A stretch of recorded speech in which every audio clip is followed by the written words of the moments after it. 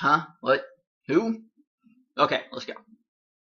Hi, I'm FF7Fan321, and this is Trophy Adventures. Reviewing 3D Game Heroes is my first trophy adventure. I was going to do Assassin's Creed 2, but it seems to be AWOL, which, considering it's Assassin's Creed, is kind of fitting. It might just be blending with my other games. Crafty.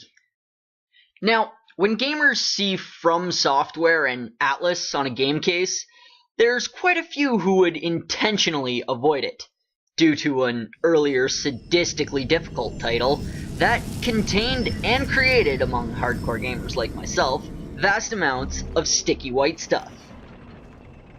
Although 3D Dot is not as intensely difficult as a whole, it still has some extremely difficult trophies, as noted in my top 10 most difficult trophies video.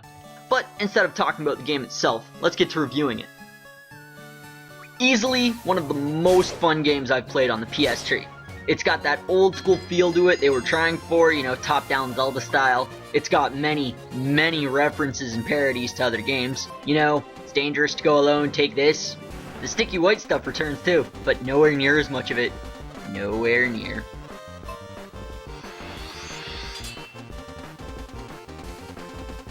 The graphics were nothing amazing, but definitely had charm to them, and since that's what they were going for, that really can't be seen as a bad thing.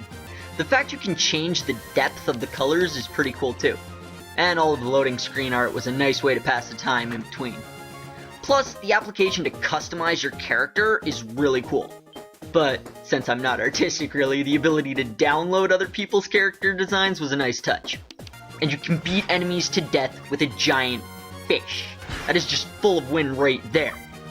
And you can get a sword that literally fills the entire screen. Maxed out Gigasword like a boss.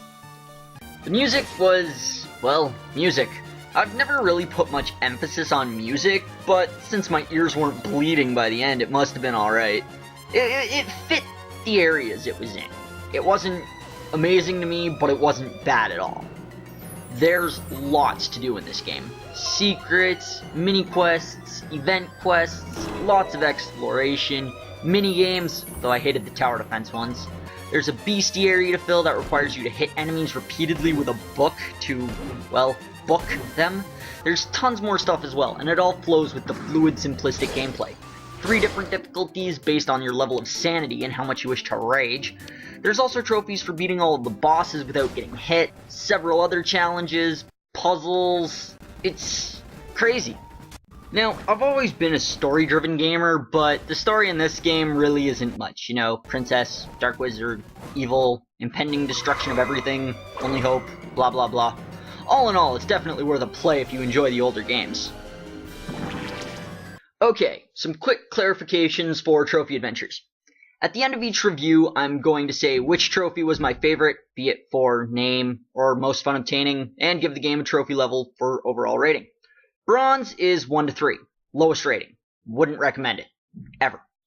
I've not played a game this bad, but keep in mind I've not played Duke Nukem Forever. Silver is 4 to 7, recommended if you like the genre, but overall doesn't really add much to gaming. Gold, 7 to 10, recommended to pretty well everyone, great game and worth the time. And Platinum, infinite rating, amazing game, you should get it, and play it, now. Anyways, to close out 3D Game Heroes, here's my favorite trophy.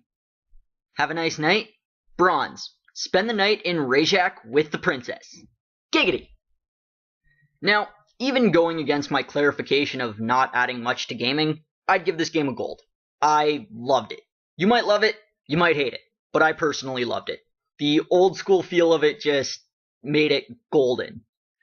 I hope you enjoyed the video. Cheers and happy gaming.